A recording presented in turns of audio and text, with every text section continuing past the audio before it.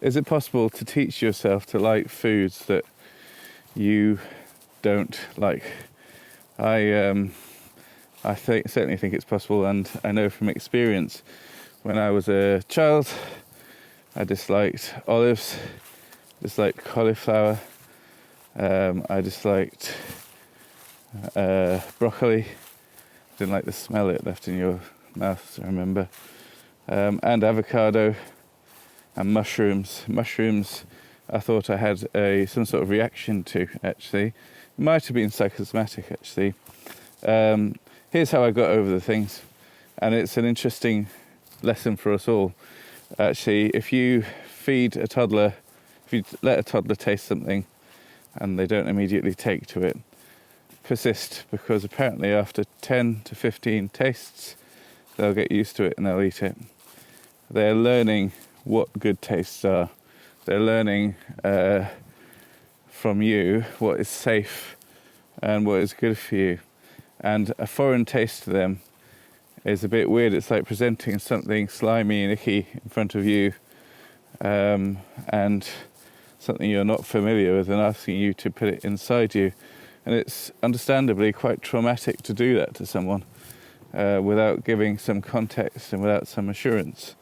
So 10 to 15 tastes, and they'll, with your help and with your support and showing that it's healthy and that you are eating it as well, and they'll come round to that food. Other approaches are things like adding sugar to it.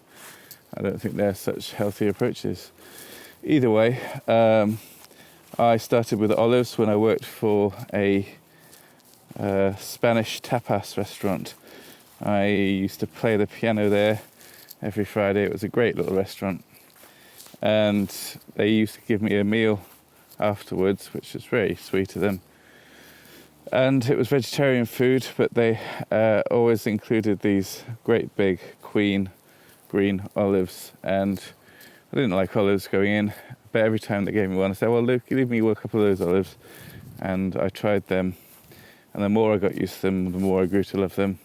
And I'm sure after about 10 or so tastes, I was hooked, and I still love olives. I think they're great. I think they're healthy, full of omega-3 fats.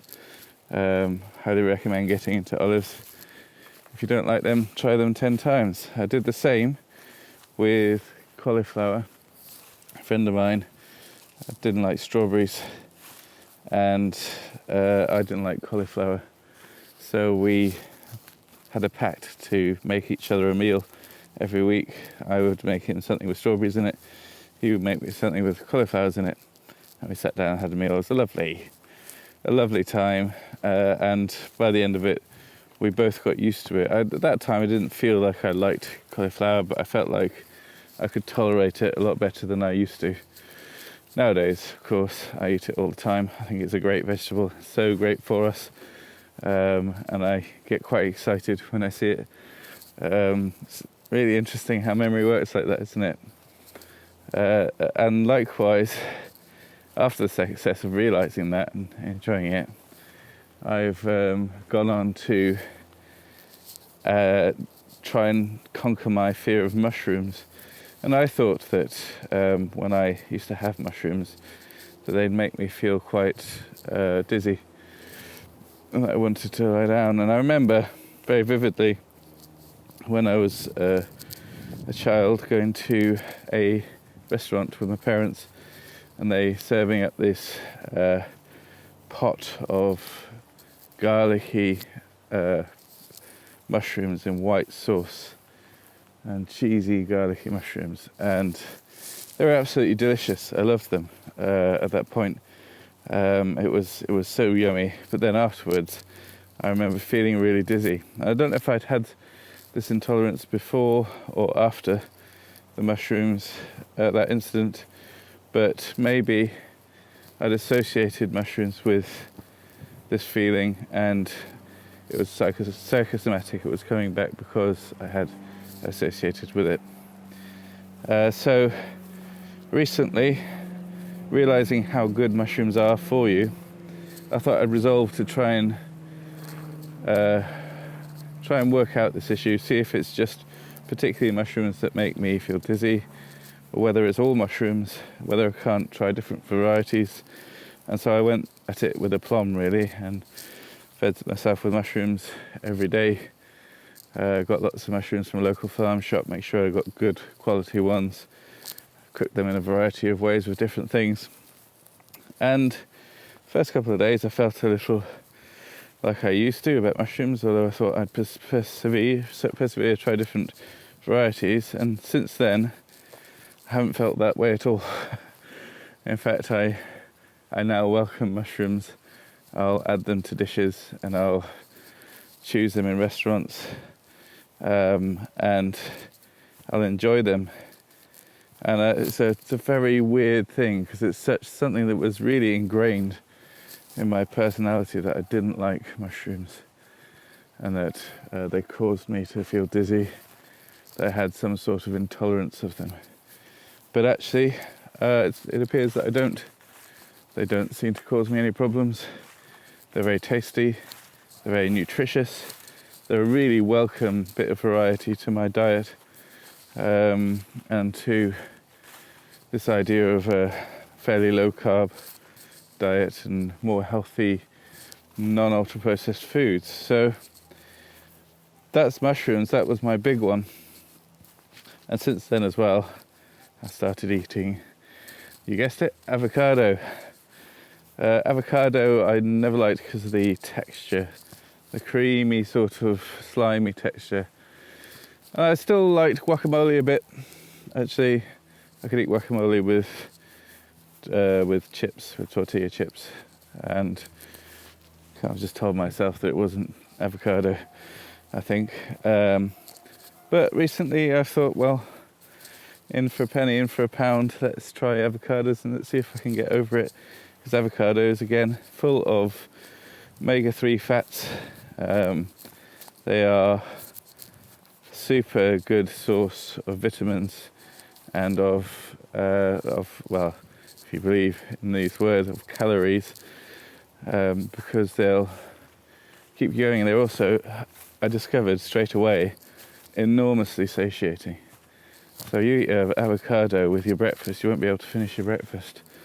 That's what I found. I had a meal of bacon and eggs and sourdough pancake and avocado, and I ate the avocado first, and I couldn't eat all the rest. Yeah, avocado is an enormously brilliant tool, enormously great thing to incorporate in your diet if you can. And since trying it a few times, I think maybe because I'd had such success with mushrooms and trying them, and that was my big one, that I got over the avocado thing quite quickly. So if you feel like you can't eat or won't eat certain foods, if you are quite fussy, understandably, if you've got other intolerances and actual grave intolerances and are allergic to things, then don't take my word for it for that. If you have allergens, don't go out and try lots of allergens. It's definitely not a good idea. If you have celiac, don't go out and eat gluten, please. But if it's just a nagging feeling that you don't like something, or if you have built your identity around the idea that you will not eat vegetables or fruit or anything like that, then I urge you to address that identity issue and to try some things, to explore a little bit, and to give yourself 10 chances of eating something. If you don't get ill doing it, keep doing it, keep trying, and after 10 tastes, I guarantee you'll be able to tolerate it, if not like it. It's a good idea to do. It's also a bit of growing up to do as well. I think when you're a child, you end up with real set ideas of what you are and what your identity is, what you can tolerate, what you like, and they're all based around quite facile and strange tendencies that our brain does to us when we're forming our opinions. And I think it's always a great idea to reassess those opinions when you're older and really kind of think about why you think that and where it comes from, and whether that's something that you agree with. Because often it's just stupid shit that we do when we're kids. It was with me. It's got to have been with me. I don't know why it took me so long to realise this. Maybe I just needed to grow up. Anyway, it's my thoughts on trying different foods and getting used to them. I hope it helps you. I hope someone out there goes, oh, well, I thought I didn't like mushrooms, I'll give it a go. Anyway, bye.